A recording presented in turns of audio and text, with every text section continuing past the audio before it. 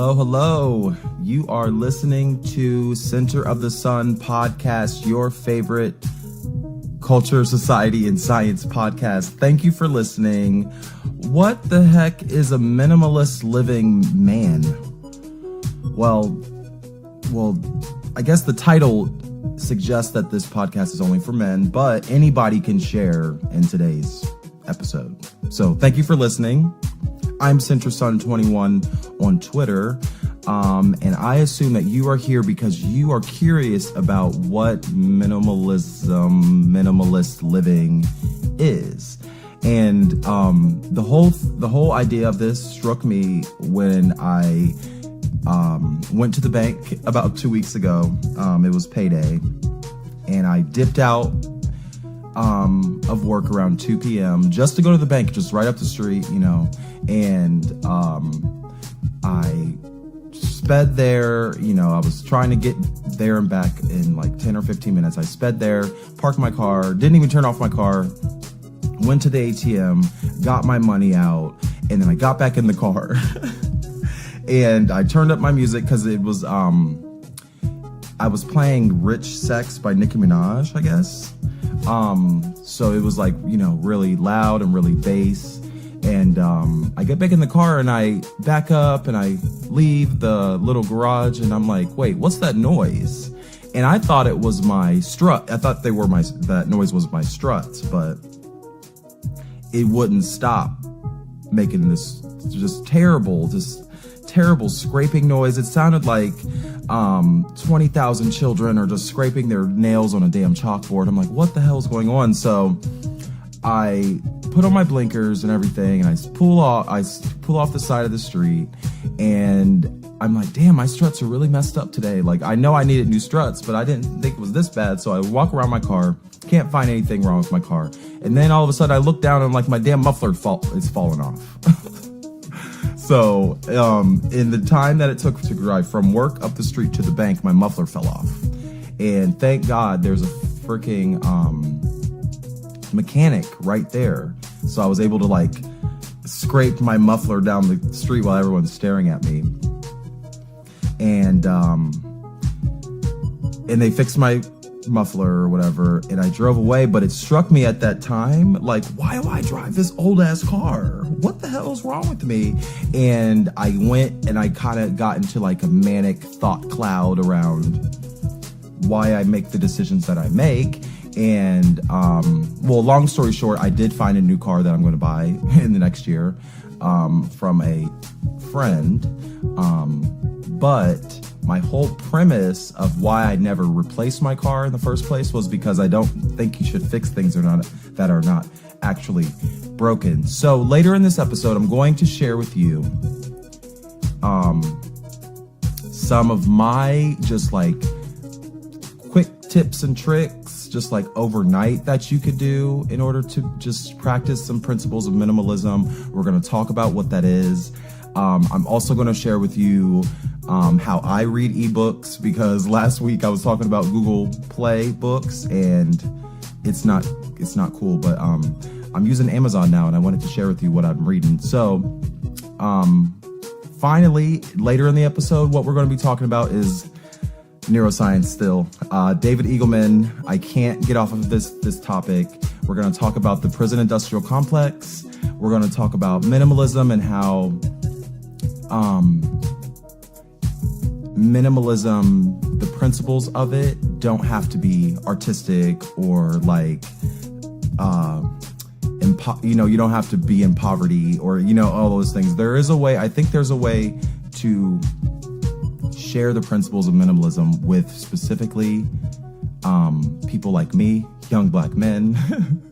And so thank you for listening. And let's start with the news.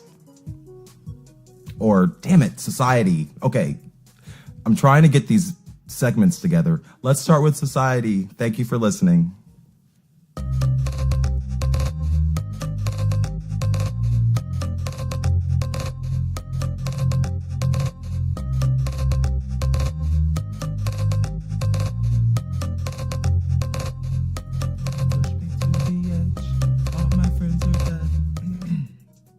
Excuse me.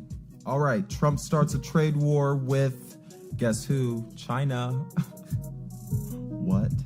So I'm reading the New York Times, July 6th. This was reported on July 6th, a few days ago. But the New York Times reports that President Trump has started a trade war with China. I was watching Rachel Maddow the other day. Joy Reid was guest hosting, and they basically are, so China's petty boots. So we are taxing their goods, and they're taxing our goods, and we're making it harder to exchange goods between economies. So literally everything we do in America is made in China. So I don't know how this is about to work. Yeah, so the New York Times says, quote, his approach has garnered support from certain corners of American industry, particularly sectors that have been significant job losses connected to China's rise. So he's doubling down on the, like, I have no idea. I don't understand. I studied business in college, so like all of this actually sounds terrible, because when you study business, they teach you about globalism and the importance of globalism and how it hasn't actually technically helped us more than anything. But he starts a trade war with China. Only the most vulnerable people in our economy, in our society, will suffer. So as you see, the stock market is still booming, but unemployment just ticked up to 4%. So when our economy should be still ticking down, people should be getting more jobs, not less. And black people have been doing this forever. They've been the victim of these terrible public policies and these terrible petty wars with other countries. But black people endure. So I applaud. I'm going to applaud us when we get through this next recession, because it is definitely coming. In the meantime, Scott Pruitt, the former Environmental Protection Agency director, he just resigned. So he is like one of like 30 million people that just resigned from the damn White House again under Trump. This is crazy.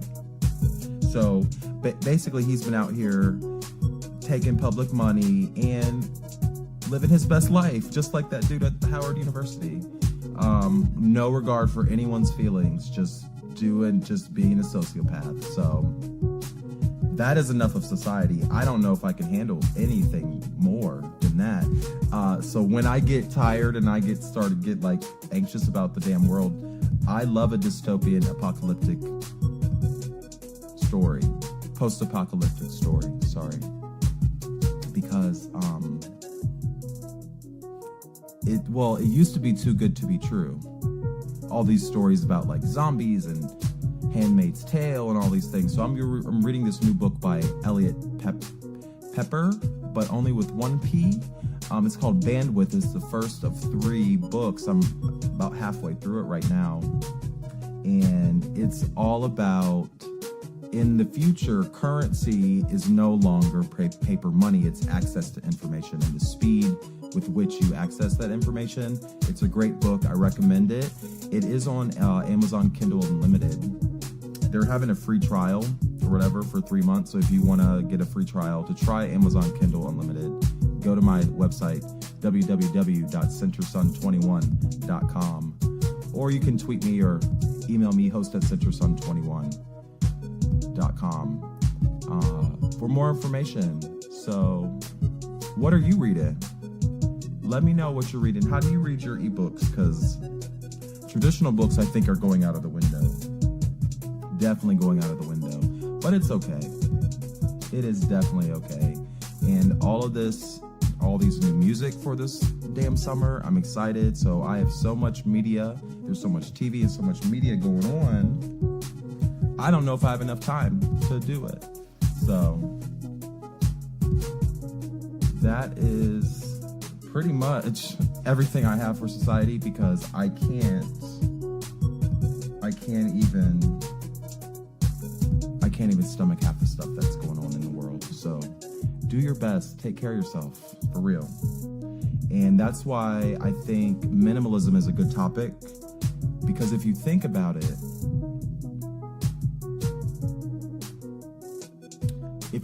minimalism, it potentially has the ability to free up a lot of space in our minds, because there are trillions of connections in our brain, synapses and things going on that we don't understand.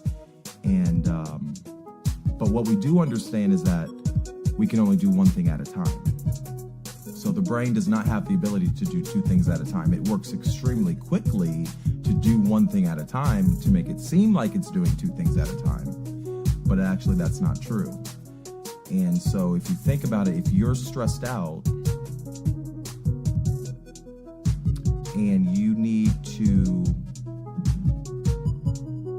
acquire new information, it makes it a lot harder when you have other things going on in your brain, because it's taking up brain power, it's taking up electricity. So I thought that was very interesting that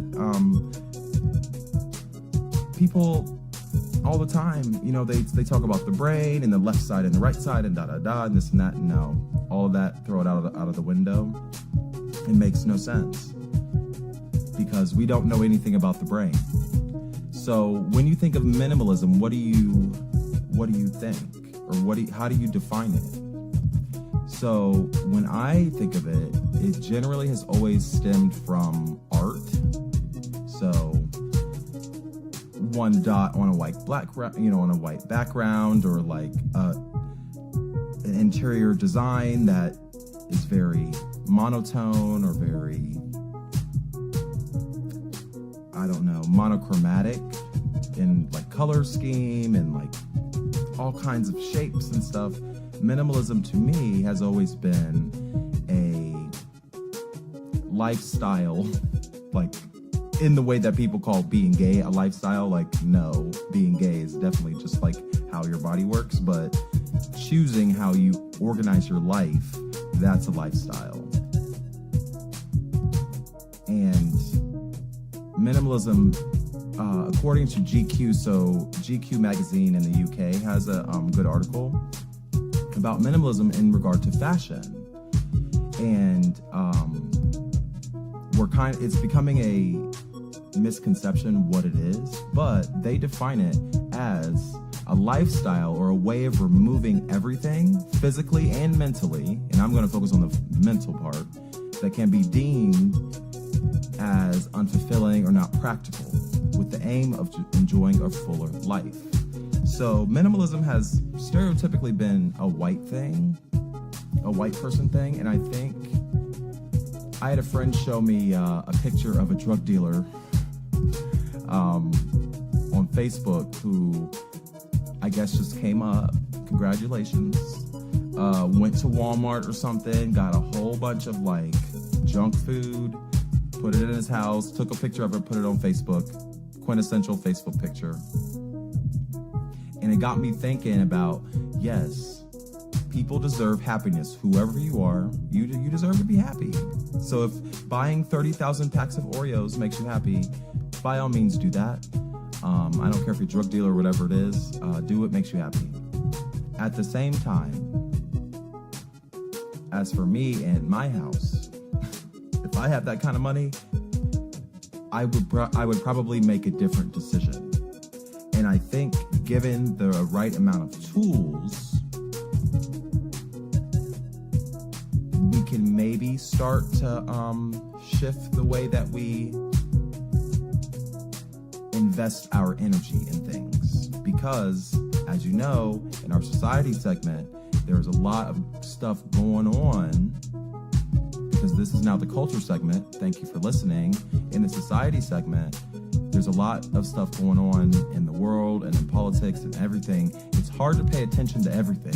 So you have to pick and choose what is the most valuable thing. And minimalism helps one do that. So GQ defines it as removing things that are not necessary in your life There are other blogs on the internet that describe it in other ways, or kind of focusing more on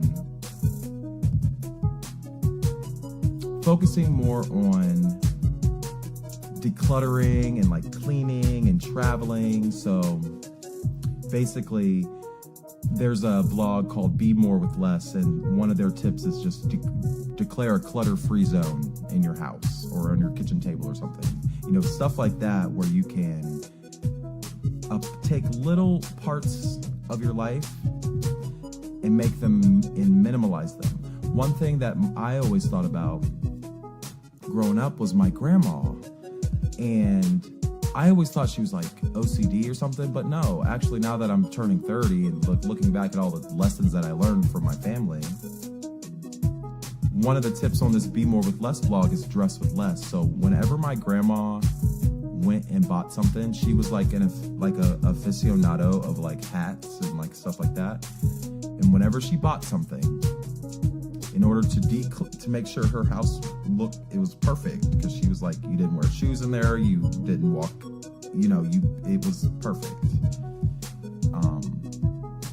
It's one of those houses with plastic on well, she didn't have plastic, but if she did, because the plastic, you have to clean that too. But every time she bought something, she donated something to people. Our donation people, and where I grew up at, was called People to People. And that always struck me as odd, because I'm like, and we're socialized to acquire wealth. Well, like we think things equal wealth. But in my family, it was a distractor, and it was wasteful, and it was kind of against the Bible or whatever, religion I was. But it spoke to the principles of Christianity that I ascribed to at the time. So minimalism is a very odd concept, because it's counterintuitive to how we are raised. I apply minimalism in my life more so in the way that I nourish myself and also groom. So when I eat or when I go to Kroger, I try to minimalize the amount of chemicals that I consume on a daily basis, because I'm like, I still am going to do bad things, but I can at least try to be better. So whenever I go to Kroger or wherever it is, Walmart, whatever, I try to stick to stuff that is has the least amount of additives and preservatives and all kind of stuff in it. So what I do is I use a farm co-op when I can, where I can buy directly from the farmer, prevent crop failure, all that kind of stuff. I do that. That is the best option for me, because it's just as expensive as going to the grocery store, but it literally is straight from the farm up the street. So it's local, organic, all that kind of stuff. Same price, not a big deal. That's a small thing that you can do. Try to decrease the amount of additives in your food, because they're unnecessary, and they're probably causing inflammation and probably making you sick in whatever way that you feel sick. Also, I have extremely dry skin, and it causes eczema and all that kind of stuff. So over the course of my life, I have hacked my skin and I've tried every product, and what I realized was that the products that they sell in Kroger, lotion and soap and all that kind of stuff, the first ingredient's water, the second ingredient is always alcohol. And I'm like, oh my gosh, this is not conducive to moisture protection on the skin. So like Safari on Damn Love and Hip Hop, I use coconut oil, cold pressed organic coconut oil on my skin. I use cold pressed organic Dr. Bronner's oil soap, Castile soap on my skin. I only use a certain kind of fragrance. I only use a certain kind of powder, because men, sometimes we gotta have a little bit extra protection. But even in my beauty routine, what I call a beauty routine, I try to minimize the amount of chemicals I put on top of my skin because that is the driving force in why I have such bad skin. So you have to realize what is an issue. You don't know what to fix if you don't address what the actual problem is or name it first. So if you're having trouble with your diet, or if you're having trouble with your skin, try to apply some principles of minimalism, because you never know, it might work.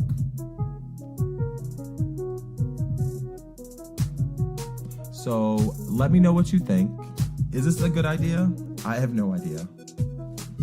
There are other ways to apply minimalism in your productivity. So like for school, you can do a journal, a minimalist journal. You can do all kinds of things. Let me know what you do. How do you apply minimalism in your life?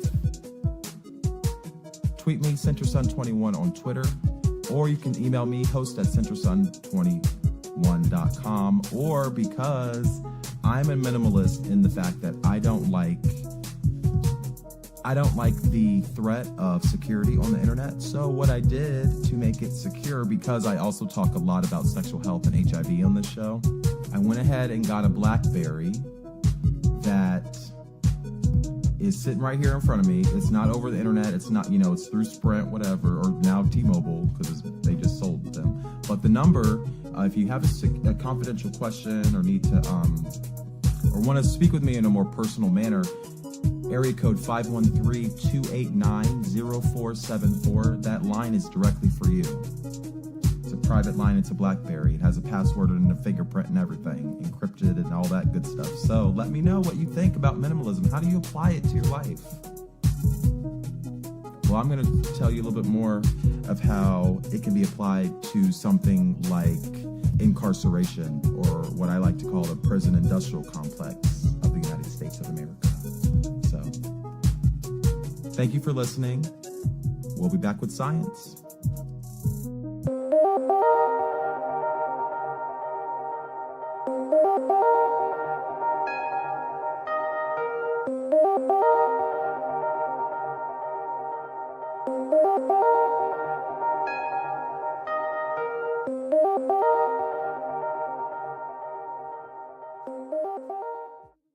Welcome back to Center of the Sun podcast. I am your host, CenterSun21 on Twitter. We're talking about the prison industrial complex today.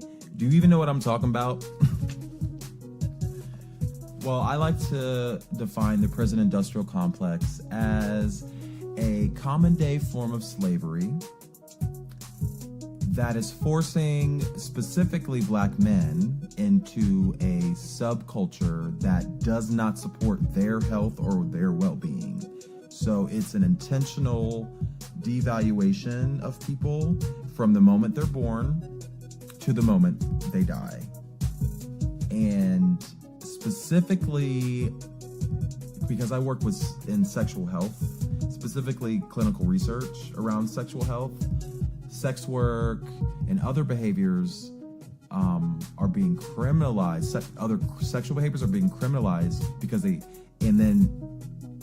actually perpetuate the very thing that they were created to deter. So, in order to combat this racist system that everybody in the United States supports, because whether we like it or not, we're paying private prisons and we're funding these damn concentration camps.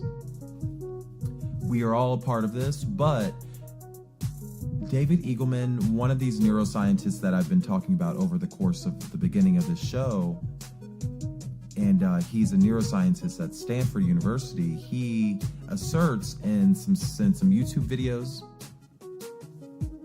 that this system of oppression is in direct opposition to how the brain works. And you can watch his video on my blog, CenterSun21.com.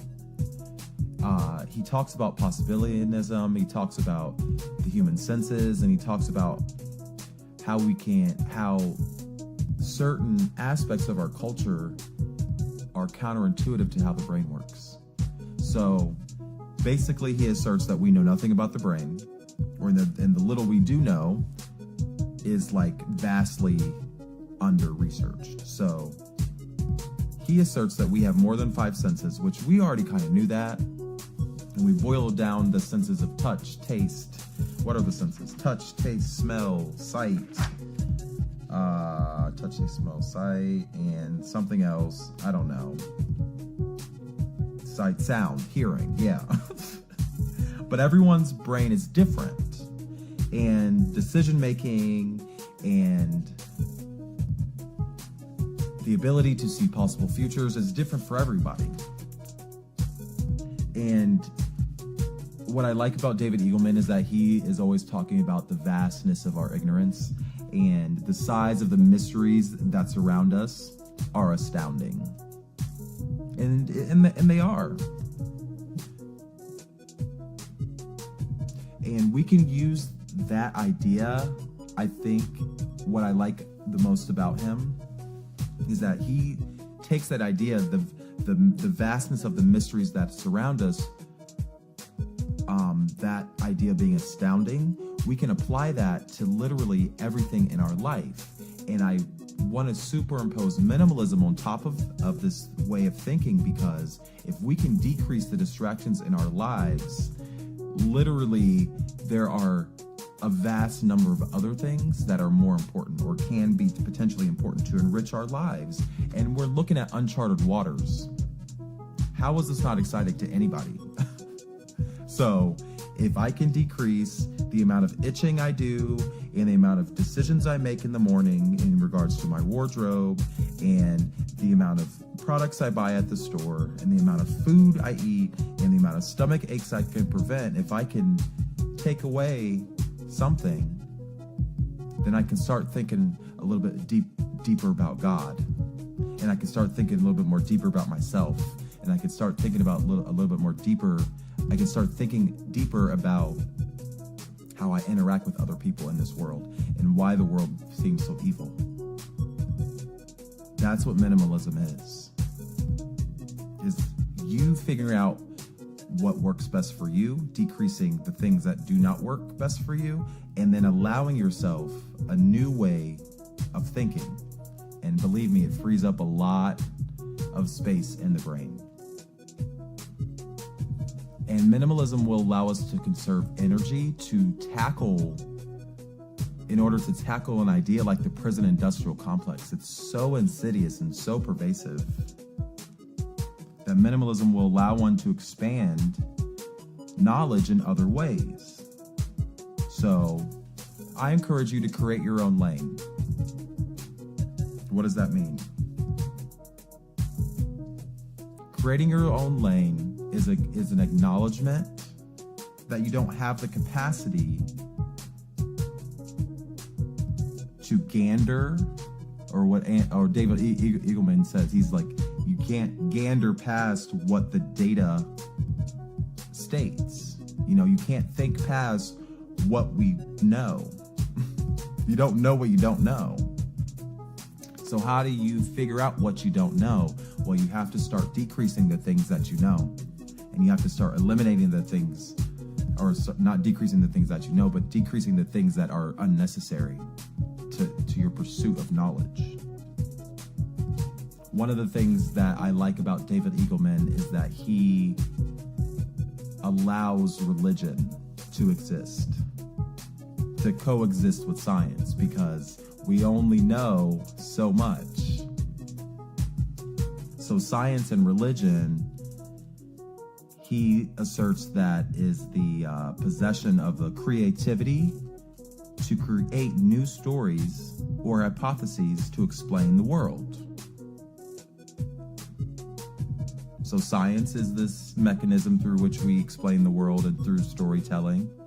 Maybe that storytelling is through numbers and through observations and things of that nature, but it's still a story. Religion is the same thing. It's just on the other end of the spectrum. It's the possession of the ability to tell stories and to tell and to share history with other humans. By doing this, you accept ambiguity. By doing this, you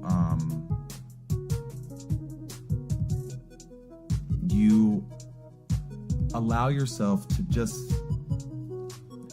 take a load off, One of the things that David Eagleman says in these YouTube videos that I have on my website, on my blog, are that having religion is inherently atheist. Which is actually ironic, and it's really petty to say. Yeah, because I'm like, if you believe in God, there is also a God that you do not believe in, which is also considered atheism. So you know what atheism is if you have a religion, because you also don't believe in something else. Possibilianism allows one to explore different ideas while importing the tools of science. So if you have an idea that you think is true about the supernatural world, you can import the tools of science to prove or disprove your point. So basically, you're a product of your culture. And because everyone's body is different, and as we spoke about in previous episodes, the chemical processes in your body are unique to you. And we don't know the extent to which those chemical processes in our body, the amount of times the blood passes through your veins, the amount of proteins that are exchanged between neurons in your brain, those chemical processes. Every time you poop, that chemical process. We don't know why our bodies operate the way that we do, but we know there's a pattern. And we know that that pattern is unique to your body. Again, we don't have the ability to think past the information that we have. So how do you know what you don't know?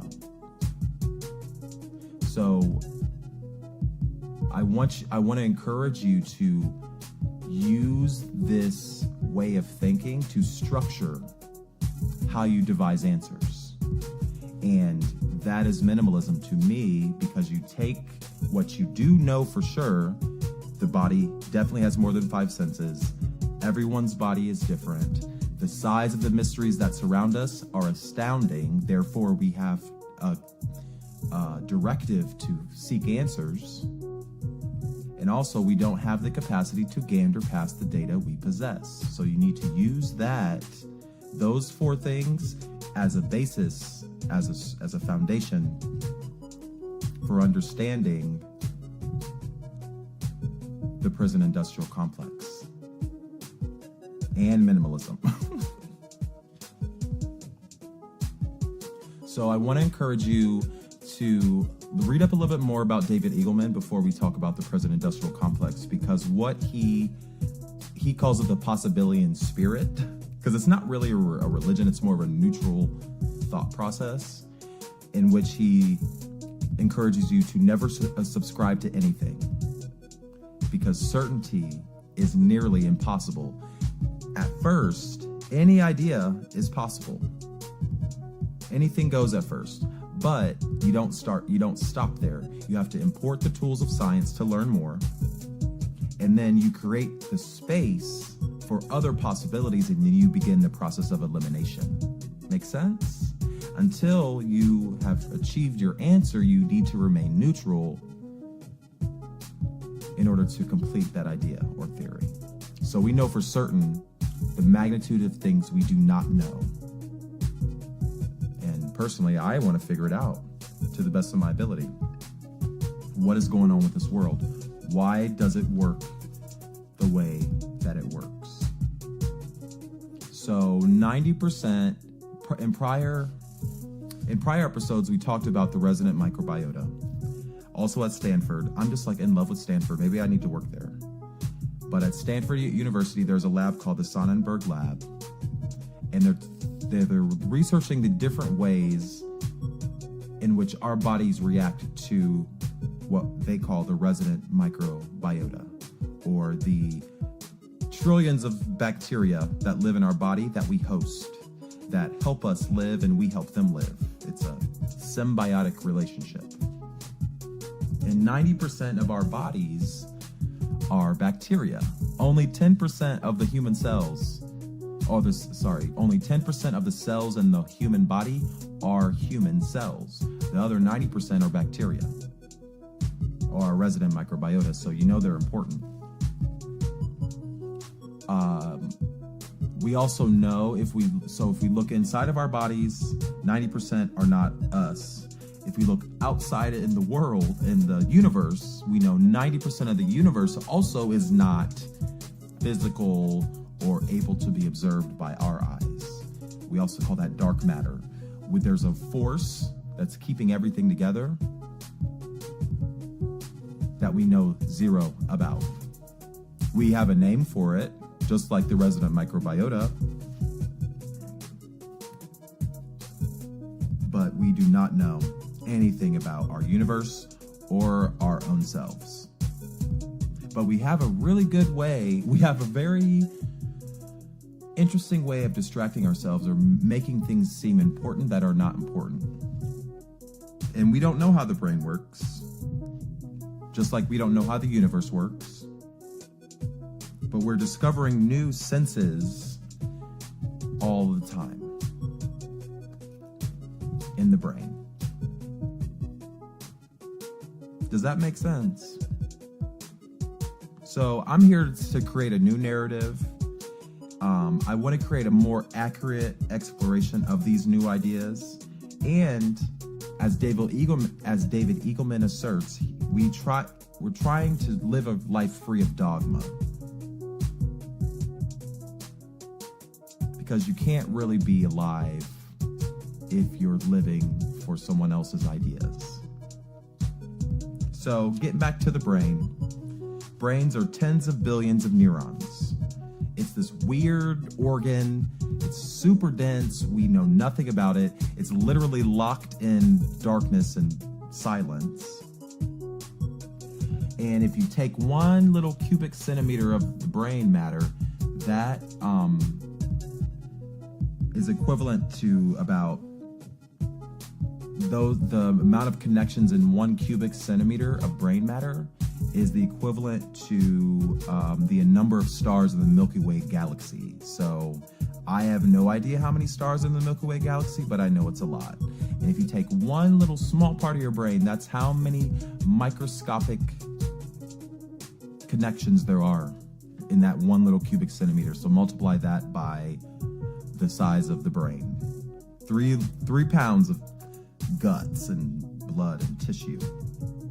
But it's literally the basis of every decision that we make. It is that's us. Our brain is us. And we know that because if you get in an accident or suffer traumatic brain injury, your personality changes, your decision making changes. So your brain is who you are. And whether or not there's a spirit superimposed on that or a higher power affecting that or whatever it is, we don't know. The vastness of our ignorance is astounding. But we do know that it's a complex, invisible system. And David Eagleman talks about this on these YouTube videos that I have on centersun21.com. And there's these electrical signals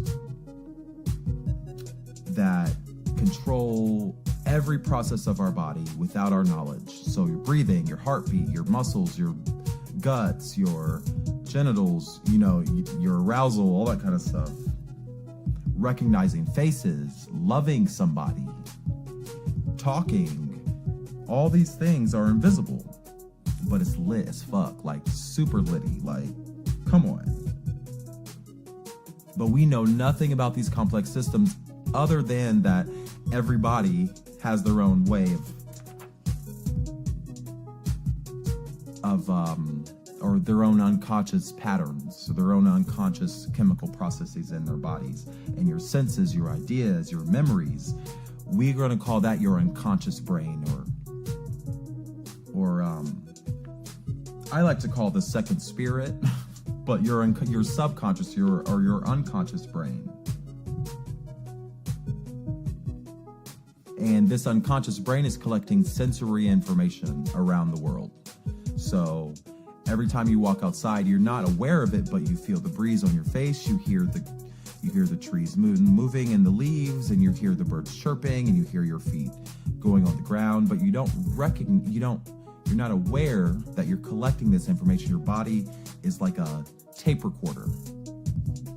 This unconscious part of the brain is like a computer. So if you walked around with a tape recorder, it would record everything, you don't have to actively touch anything or do anything. It just records it. And the thing about the brain, as opposed to a tape recorder, you have to press a button or you have to rewind it, and it takes 30 seconds to rewind that tape. But in the brain, you recall that information nearly instantaneously. So your body is constantly recording all of these millions of different little data points, and then it puts it all together as a memory and then allows you to recall it in pretty much instantaneously. And it doesn't matter what level of human you are or what kind of human you are, we are fucking genius. Isn't that fucking cool? So, if you're walking around and your body is just recording all this sensory information on top of the conscious brain, which is the loving and the talking and the decision making, all those things, in the background it's just collecting information and you're synthesizing it through your frontal cortex or your frontal lobe or whatever it is. I don't know anything about the brain. But I know that there's this massive level of engineering that is going on. And I call that the second spirit, because I think that there's a way to speak to your body. And those unconscious signals change how you perceive the world. So if it's hot outside, how you perceive the world is going to be different than if it's cold outside. Those chemical processes in the brain directly impact your decisions. And that part of our body is alien to us. We open up our skull, we look at the brain, we're like, what the fuck? How do you get from a mushy 3-pound brain to Center of the Sun podcast? How does that happen?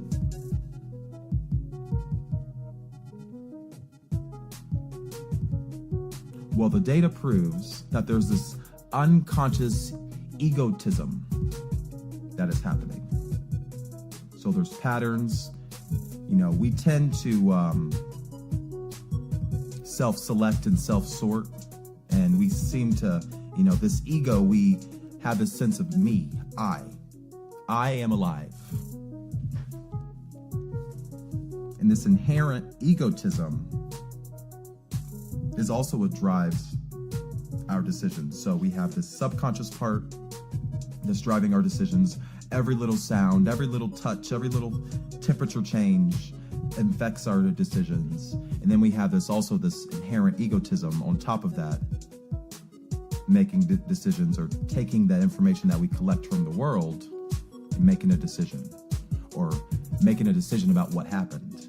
Because what David Eagleman asserts is that not only does our brain predict possible futures, it also synthesizes information that it already has. What he calls post-diction.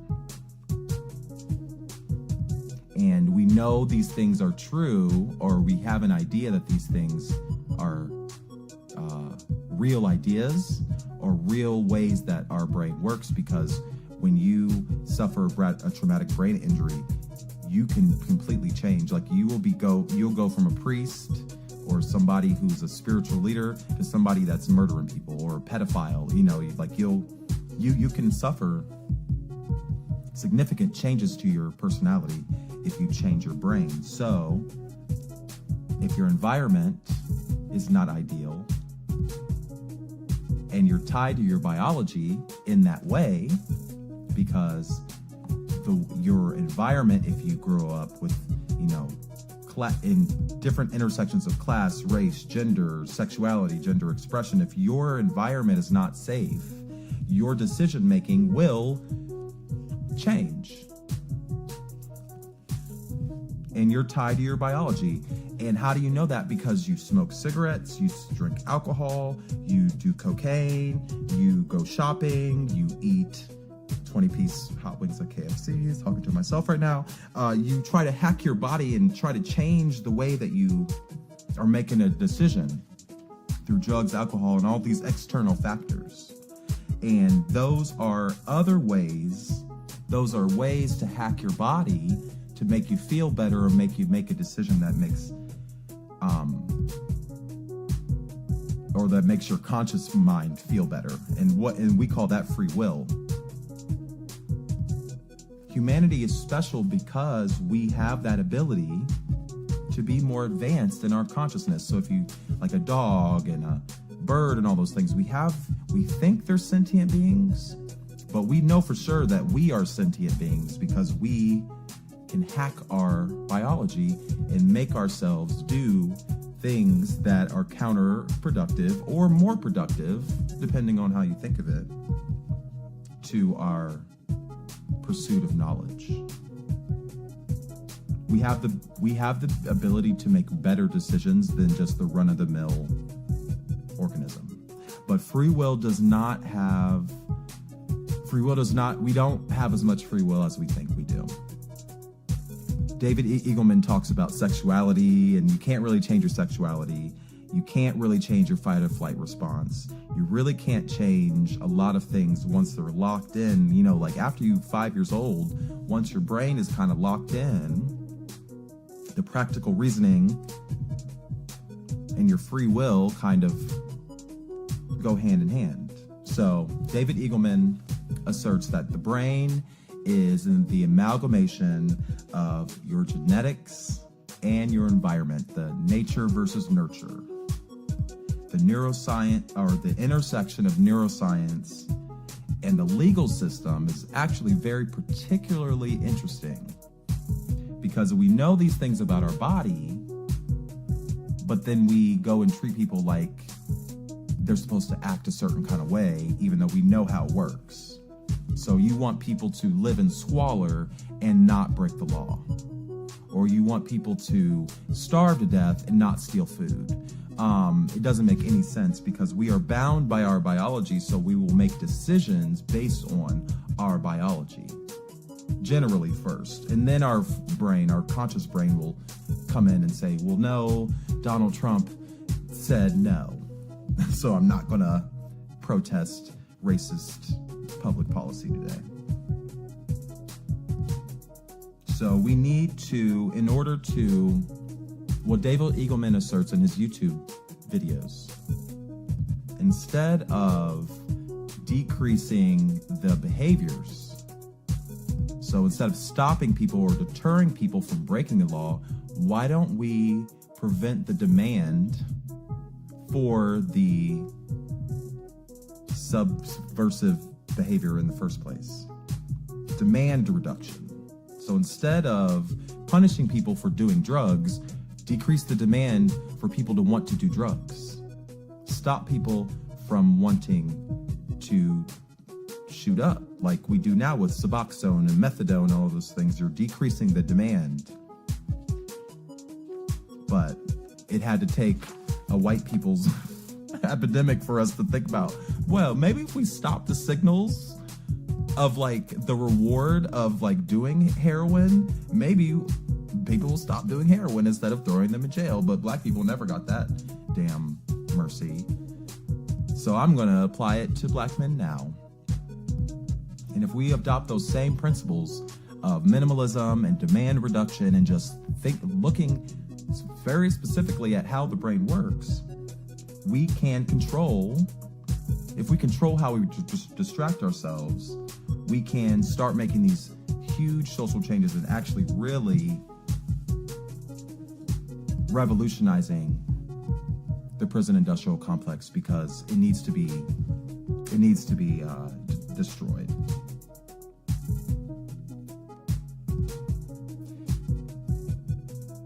And I want to assert very much and in perpetuity that we as humans, specifically men, specifically black men, specifically black men who have sex with men, and very specifically black gay men, the most amazing thing in the universe is us.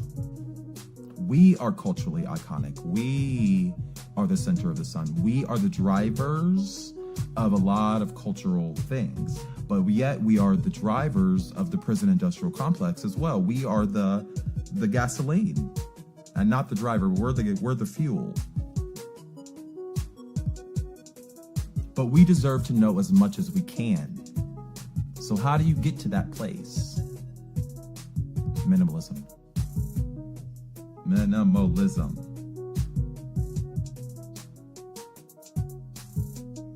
So, we talked about neuroscience. We talked about how we're locked to our biology.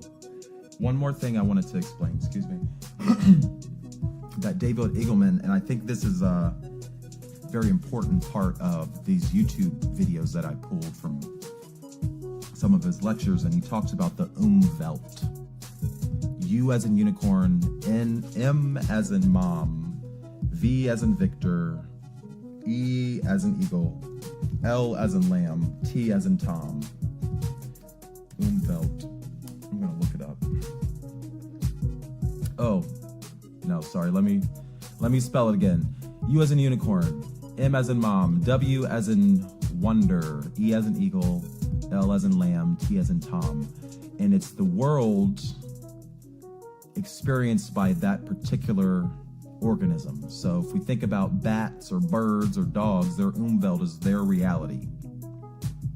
And I'm saying it Umwelt because it's German, so the W is a V. I don't know, it's stupid.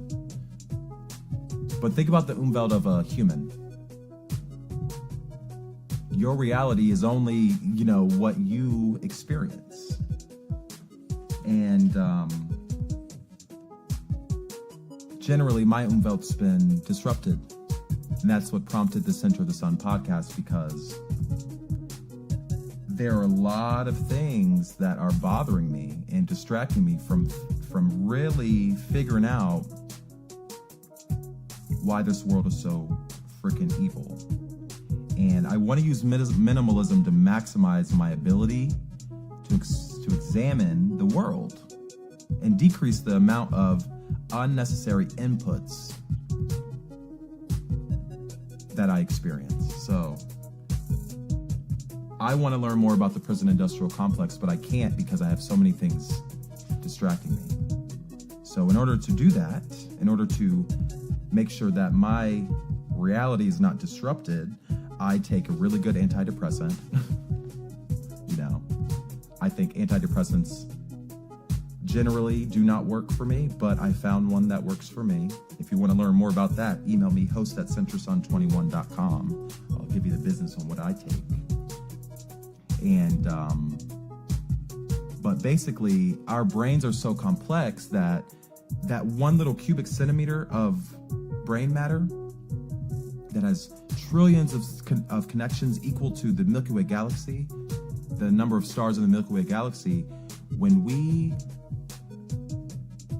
try to maximize our ability to examine the world,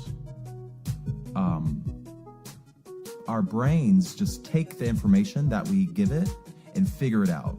So David Eagleman was talking about like brain implants and stuff like that, but I thought about, oh my God, I give myself a pill every day.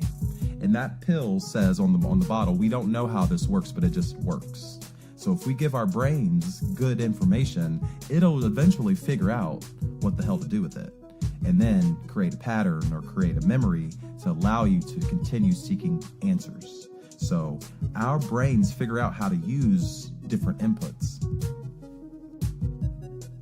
So if we control our environment to the point that we don't have cussing over here, we don't have violence over there, generally our brains will figure out what to do with the information that it does have, and then it'll be able to make a better decision.